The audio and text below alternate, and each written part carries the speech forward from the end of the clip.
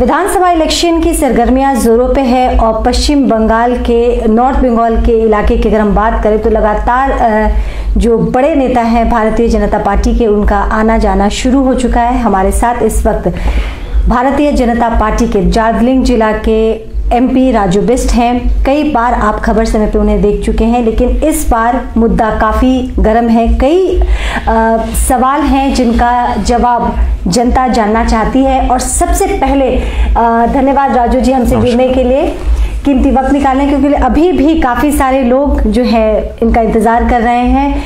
पहला सवाल ज़्यादा वक्त नहीं लेते हुए मैं आपसे जानना चाहूँगी कि बागडोगरा एयरपोर्ट में लैंड करने के वक्त ही आपने अपने पेज पे अपडेट किया था कि 2021 का जो विधानसभा इलेक्शन है कलकत्ता में मीटिंग के बाद आप किए हैं, कई महत्वपूर्ण मीटिंग माना जा रहा है। क्या कुछ हुआ, आप बताएंगे कुछ? मैं आपको बगैर छुपाए स्पष्ट तरीके से ये बता देना चाहता हूँ, अभी हमारी जो भी एक्टिविटी हो रही है वो 2021 चुनाव को लेकर के हो रही है। चाहे उसके लिए बैठकें कलकत्ता हो, चाहे सिलीगुड़ी हो या किसी और जिले में हो।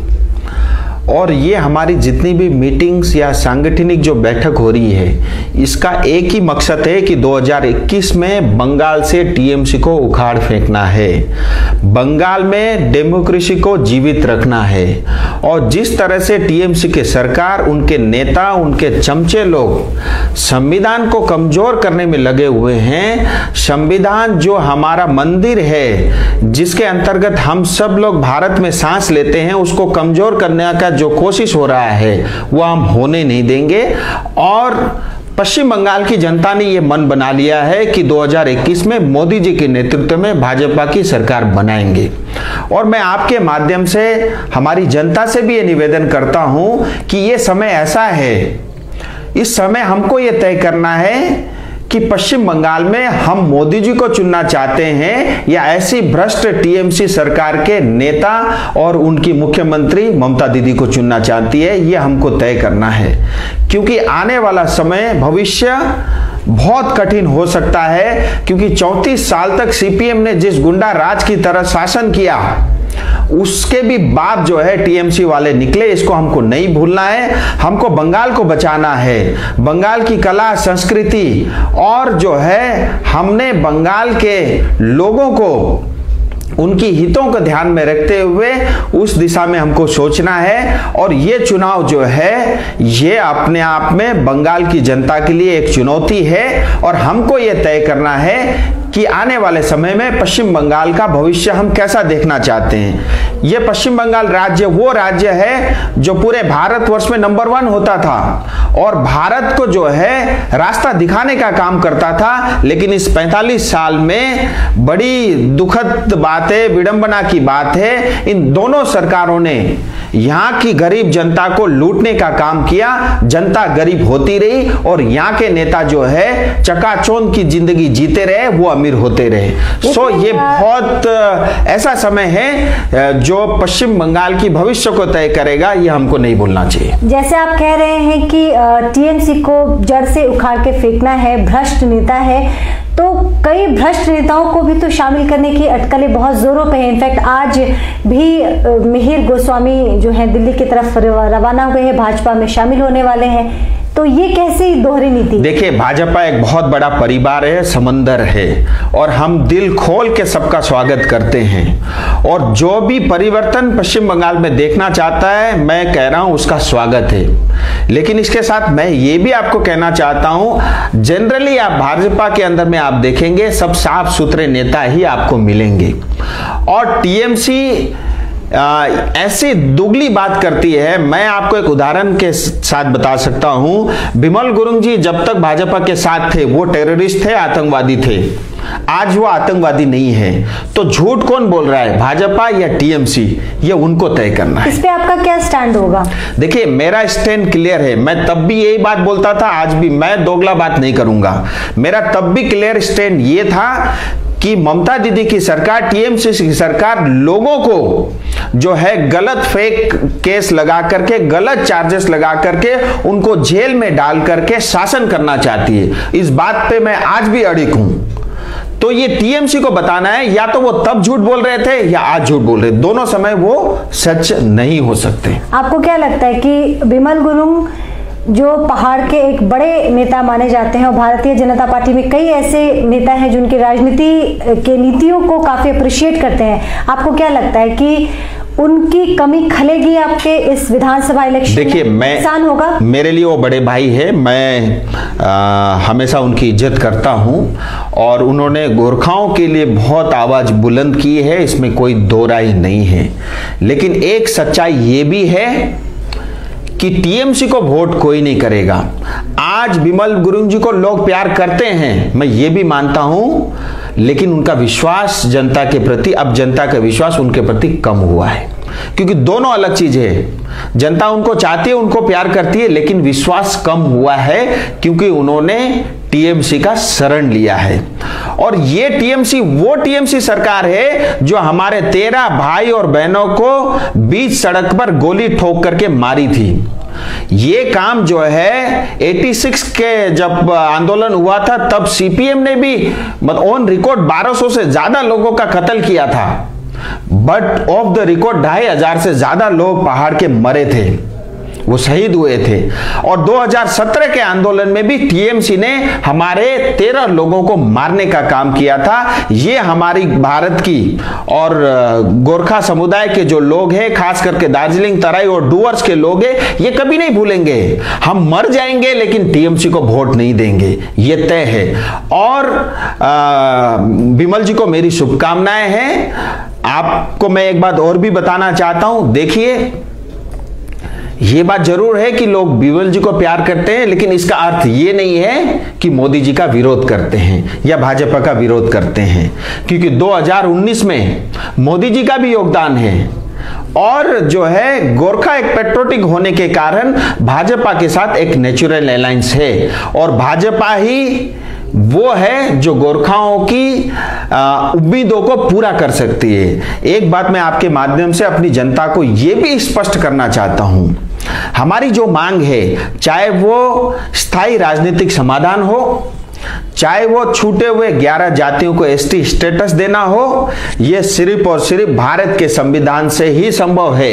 यह सिर्फ और सिर्फ जो है संसद भवन में ही हो सकता है। यह ममता दीदी नहीं कर सकती, ये जो है टीएमसी के कोई नेता नहीं कर सकते। मांगने वाला गोरखा, देने वाला भाजपा, तीसरा का यहां कोई काम नहीं है।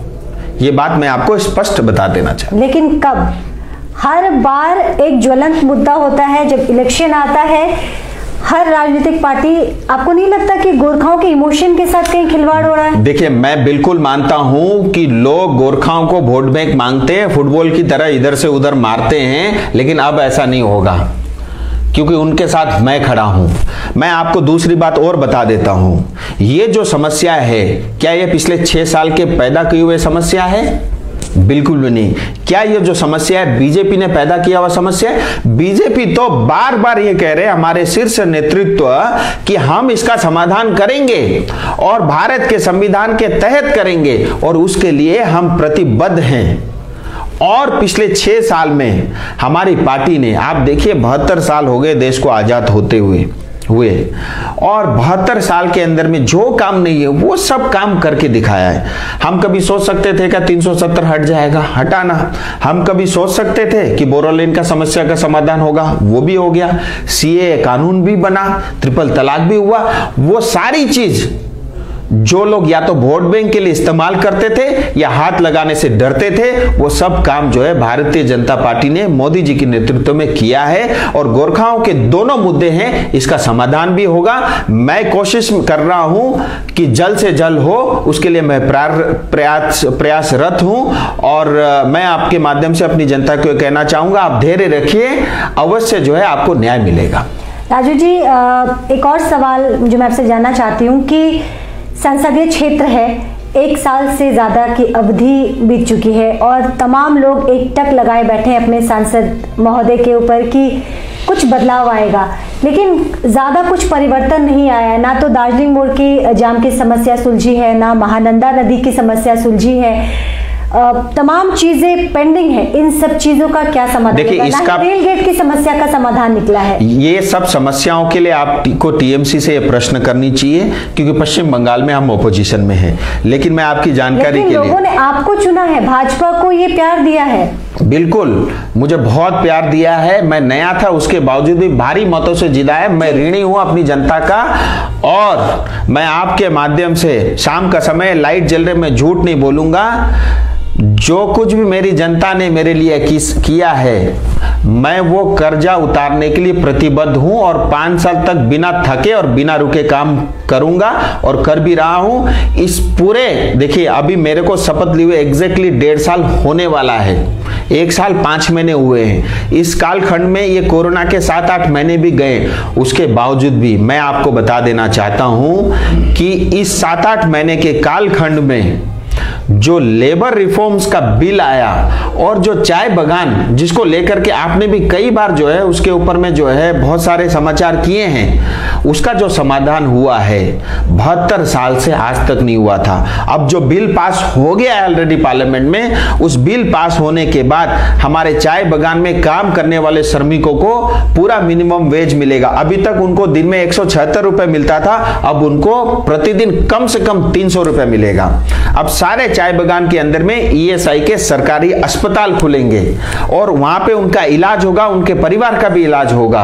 अगर मान लीजिए किसी पेशेंट को या किसी श्रमिक को, मजदूर को वहां से निकल करके बॉम्बे, महाराष्ट्र से लेकर के अमेरिका तक उसको इलाज के लिए जाना पड़े, तो भी ईएसआई उसका पूरा खर्चा देगी। ऐसे बहुत सारे रिफॉर्म की बिल है, वो अपने आप में एक आधे घंटे का चर्चा का विषय है, लेकिन ये एक क्रांतिकारी काम इसी सरकार ने इसी वर्ष किया है, और इसके अभी रूल्स बनने हैं। 2-4 महीने के अंदर में उसकी जो है इंप्लीमेंट हो जाएगी, और हमारी चाय बगान की जनता को न्याय मिल जाएगी। इसके अलावा कोरोनेशन ब्रिज का विषय हो, दार्जिलिंग मोड़ का विषय हो, और जितने भी विषय हो सकते हैं। देखिए, मैं अपने आप तो ये कहना मुझे उचित नहीं लगता, लेकिन मैं बहुत सारे लोगों से मिलता हूं, उनका ये कहना, मैं 17वां सांसद हूं दार्जिलिंग सीट से, लेकिन मेरे से पहले 16 सांसदों ने जो विषय पार्लियामेंट में या मंत्रालय में रखा, उससे ज्यादा पिछले 1.5 साल में मैंने रखे हैं, और पूरी ईमानदारी से मैंने रखी है। और एक एक विषय को पहले मैंने समझा, और उसको इंप्लीमेंट करने की तरफ मैं बढ़ रहा हूं। कुछ काम हुए भी हैं, काफी घोषणाएं हुई है, और कुछ काम अभी आने वाले समय में आप देखेंगे हो रहा है। मैं थकने वाला भी नहीं हूं, मैं रुकने वाला भी नहीं हूं,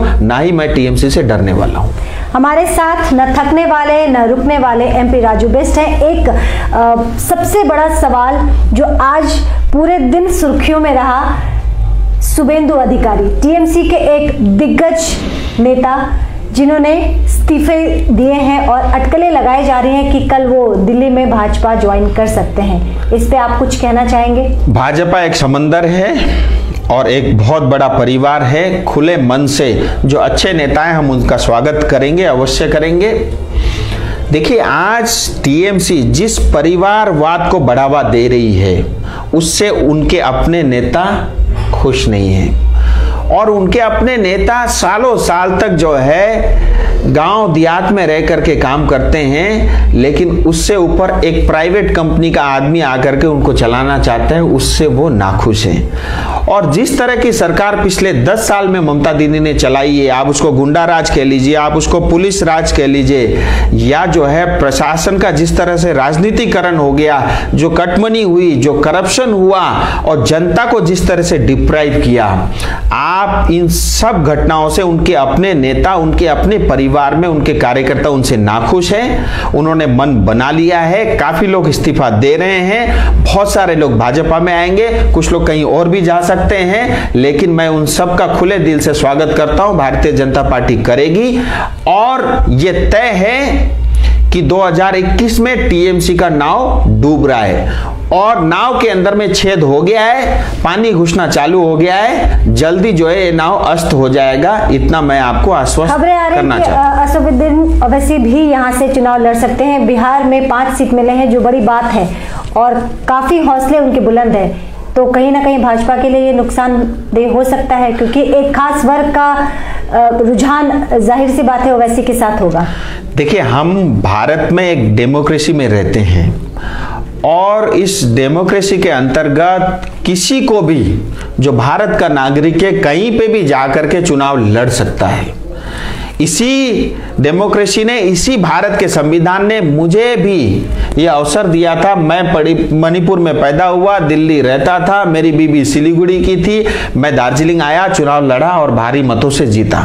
इसी तरह कोई भी भारत का नागरिक कहीं से भी चुनाव लड़ सकता है, न ही उसको कोई रोक सकता है, न ही कहीं उसको टोक सकता है, टीएमसी कर सकती है।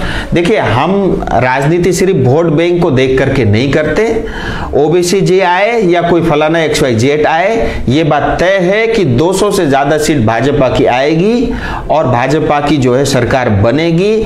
सब लोग मोदी जी की राह देख रहे हैं, जल्द से जल्द भाजपा की सरकार बने और पश्चिम बंगाल को उसी स्वर्ण युग में हम अवश्य लेके जाएंगे। जो काम 72 साल में नहीं हुआ, 5 साल में करके दिखाएंगे। आज क्या नहीं है पश्चिम बंगाल में, मैं बार बार बोलता हूं। देखिए, सबसे ज्यादा बारिश होती है, इसका मतलब एग्रीकल्चर का बहुत अपार संभावना है। हमारे पास टूरिज्म है, हमारे पास हाइड्रो प्रोजेक्ट के लिए बड़ी बड़ी नदियां हैं, तीस्ता नदी है, गंगा नदी है। गंगा नदी कलकत्ता के बीचों बीच बहती है और हमारे पास कोस्ट लाइन है, 210 किलोमीटर से ज्यादा जो है कोस्ट लाइन है। इंपोर्ट एक्सपोर्ट धंधा बहुत बढ़ सकता है। मतलब सब कुछ होते हुए भी हमने जो है कंगाली के तरफ पश्चिम बंगाल को लेके गए हैं। आप याद रखिए, 34 साल तक सीपीएम थी, तब 1,90,000 करोड़ का कर्जा पश्चिम बंगाल के ऊपर में था।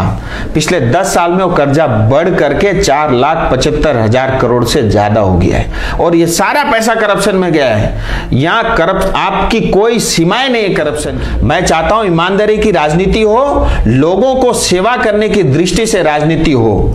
लेकिन अगर कोई नेता करप्शन करेगा, घोटाला करेगा, जनता का पैसा लूटेगा, अगर वो कहेगा वो चैन की नींद सो सकता है, तो वो भ्रम में है। 6 महीना ज्यादा दूर नहीं है, उससे पहले भी हम जो कर सकते हैं करेंगे।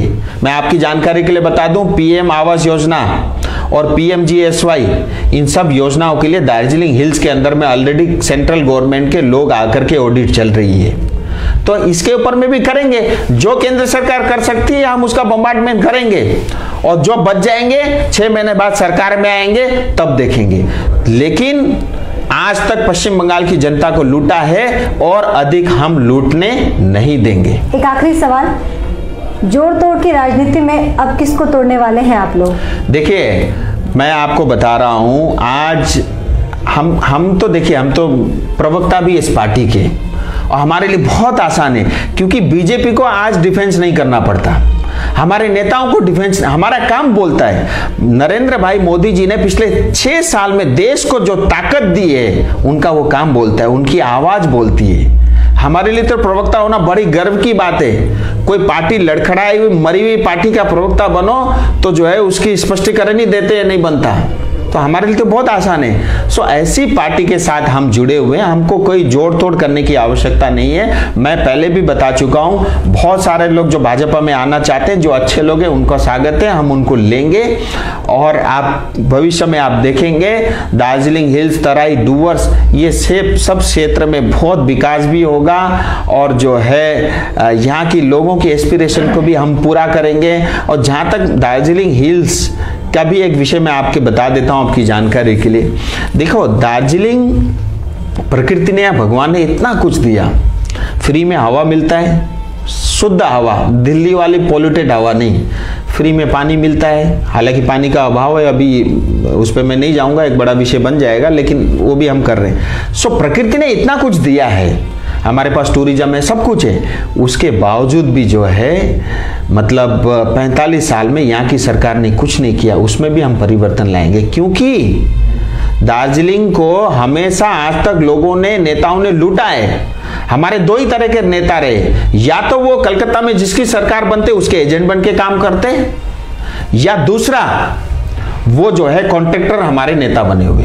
अगर कोई नेता या एजेंट बनेगा या कॉन्ट्रैक्टर बनेगा तो उसकी प्रजा का कभी उद्धार नहीं हो सकता। आप ये लिख लीजिए। और इस प्रणाली को हम खत्म करेंगे और मुझे कहीं दूर तक भी कोई संदेह नहीं है, स्पष्ट रूप से भाजपा की सरकार बनेगी और पश्चिम बंगाल सरकार, पश्चिम बंगाल की जनता जिस चीज के लिए जो है मतलब हमारी जो क्षमताएं, हमारी पोटेंशियल हैं, उसके हिसाब से यहाँ पे पश्चिम बंगाल में भारतीय जनता पार्टी के अंतर्गत काम होगा। आप निश्चिंत रहिए। बहुत बहुत शुक्रिया। तो दर्शकों, आपने दार्जिलिंग जिला के एमपी राजू बिष्ट को सुना। काफी विस्तार में हमारी बात हुई। जाहिर सी बात है, बिहार इलेक्शन जीतने के बाद हौसले बुलंद है और अब किला ढाने निकले हैं ये पश्चिम बंगाल का। देखते हैं कि पश्चिम बंगाल का ये विधानसभा इलेक्शन 2021 क्या रिजल्ट लेके आता है भारतीय जनता पार्टी के लिए। बहुत नमस्कार, धन्यवाद।